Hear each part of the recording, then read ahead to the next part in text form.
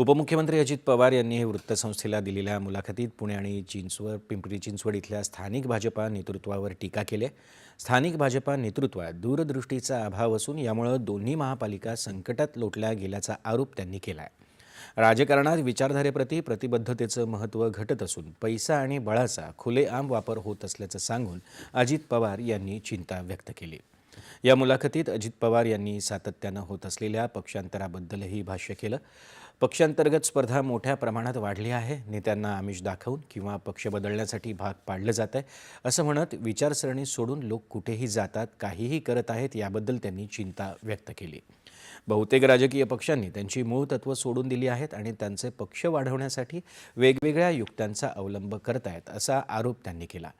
राष्ट्रवादी काँग्रेस, रालोआ आणि महायुतीचा भाग असली तरी स्थानिक स्वराज्य संस्थांच्या निवडणुका स्थानिक मुद्द्यांवर लढवल्या जातात. त्यामुळे आम्ही सध्या या निवडणुकांवर लक्ष केंद्रित केल्याचं त्यांनी सांगितलं. सांगली, मिरज आणि कुपवाडा महानगरपालिका